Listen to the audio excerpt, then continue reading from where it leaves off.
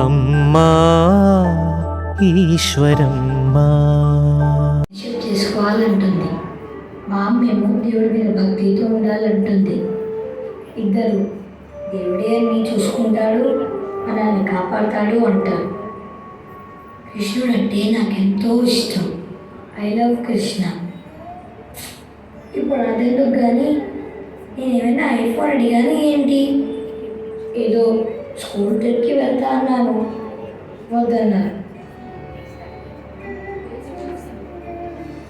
కృష్ణ నీకెంత బ్రేక్ చేసుకున్నాను. ఆ మాత్రం చేయకపోతే ఇంకా ఫ్రెండ్షిప్ ఏంటి, భక్తి ఏంటి? అసలు నీకు నేనంటే ఇష్టం లేదు, నా పేరెంట్స్ అంటే లెక్క లేదు.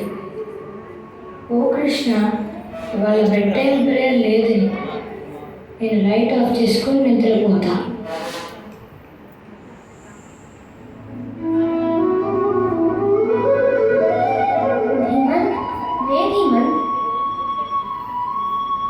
కృష్ణ, నిజంగా నువ్వేనా? What surprise. నేనే.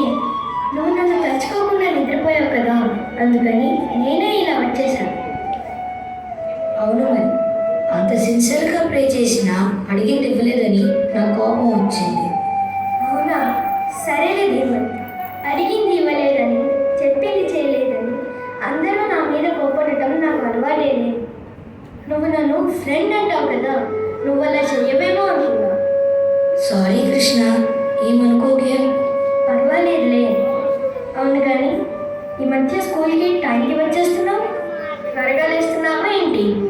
కాదు కృష్ణ, సైకిల్ మీద వెళ్తున్నానులే. లాస్ట్ మంత్ నాన్న సైకిల్ కొనిచ్చారు.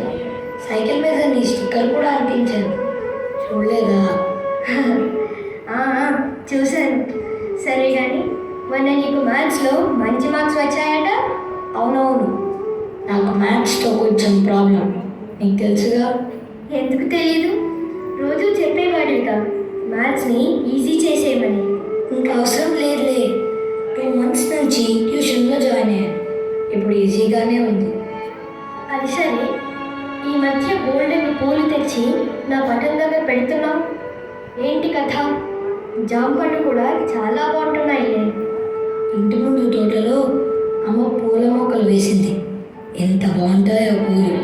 నా చిన్నప్పుడు నాటిన జామ చెట్టు ఇప్పుడు పళ్ళు కాస్తుంది. వచ్చేటప్పుడు చూడలేదా కృష్ణ?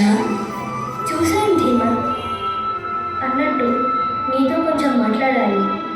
షూ, చెప్పు. నువ్వు సైకిల్ కావాలనగానే సరే అన్నాను. తర్వాత మ్యాథ్స్ ఈజీగా ఉండాలి అని అడిగితే కొద్దిగా టైం తీసుకున్నాను.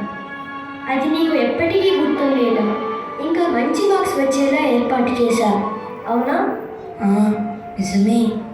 అందమైన పూలు, ఆరోగ్యాన్ని ఇచ్చే పళ్ళు, ఆనందాన్ని ఇచ్చే వాన, హాయిగా ఉండే చల్లగాలి, చూడగానే వావ్ అనిపించే హరివిల్లు, ఇవన్నీ నీకోసమే కదా.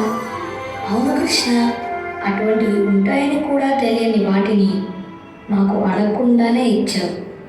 వాటిని చూస్తే మాకు ఎంతో ఆనందం కలుగుతుంది. వాటితో పాటు నీ గురించి కూడా ఒకసారి ఆలోచించు ధీమంత్. నీ కుటుంబం నీకు ఆనందం ఇవ్వడం లేదా? అలా అంటావేంటి కృష్ణ? ఆకలి వేయకముందే ప్రతిమిలాడి అన్నం తినిపించే అమ్మ, మంచి చెడు చెప్పే బామ్మ, నాకేం కావాలో నేను చెప్పకుండానే తెచ్చిపెట్టే నాన్న, మరి ఇంకా అమ్మ తనకిచ్చిన డబ్బులతో నాకు చాక్లెట్స్ కొనిచ్చే అక్క, నేను స్కూల్ నుంచి రాగానే పరిగెత్తుకుంటూ వచ్చి నా చుట్టూ తిరిగే కుక్క పిల్లతో సహా అందరూ నన్ను ఎంతో ప్రేమగా చూసుకుంటారు. ఇవన్నీ నువ్వు అడిగితేనే వచ్చాయా? లేదు కృష్ణ, భగవంతుడు నీకు ఎప్పుడు ఏది అవసరమో, ఏది మంచిదో, ఏది ఆనందం ఇస్తుందో అవే అనుగ్రహిస్తాడు. కానీ మీరు మాత్రం ఇవన్నీ గమనించరు. కరెక్టే కృష్ణ, చూసావా? ఇచ్చినవన్నీ మర్చిపోయి అది ఇవ్వలేదు, ఇది చేయలేదు అని దేవుడి మీద కోపం తెచ్చుకుంటారు. రోజు బిస్కెట్స్ పెడితేనే నీ టమ్మీ అంత విశ్వాసంగా ఉంటుంది కదా. మరి మీరు మనుషులు, మీకు ఆలోచించే శక్తి ఉంది కదా. భగవంతుడికి మీరు ఇంకెంత కృతజ్ఞతతో ఉండాలి. అలా ఉంటున్నారా?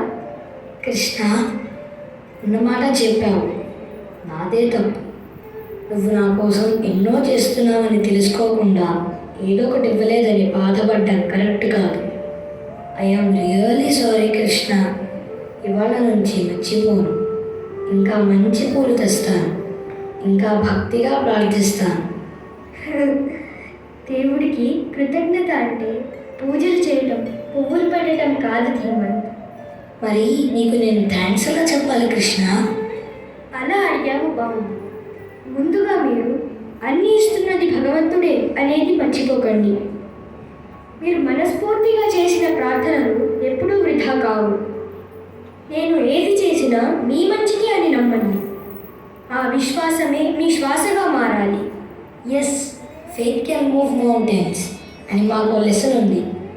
సరే, ఫెయిత్ ఎలా ఉండాలో తెలిసింది. మరి నీకు థ్యాంక్స్ చెప్పడానికి ఏం చేయాలి? నీకు ఏమి ఇవ్వాలి? అన్నీ సృష్టించిన దేవునికి ఇంకా మీరు ఇవ్వగలిగేది ఏముంది? దేవుడు అంతటా అన్ని జీవులలోనూ ఉన్నాడు. సర్వాంతర్యామి అనే దేవుని పేరుకు అర్థం అదే. అందుకే మీ కృతజ్ఞతను అన్ని జీవుల మీద చూపించండి. అప్పుడు అది దేవునికే చెల్లుతుంది. అంటే సరిగ్గా అర్థమవలేదు కృష్ణ. ఏమీ లేదు. నీ చుట్టూ ఉన్న ప్రకృతిని చూడు. చెట్లని, మొక్కల్ని కాపాడు. నీళ్ళని వృధా చేయకు. గాలిలో కాలుష్యం తగ్గించడానికి ప్రయత్నించు. మీ ఇల్లే కాదు, మీ చుట్టూ ఉన్న పరిసరాలు, మీ క్లాస్ రూమ్లు అన్నీ శుభ్రంగా ఉంచాలి.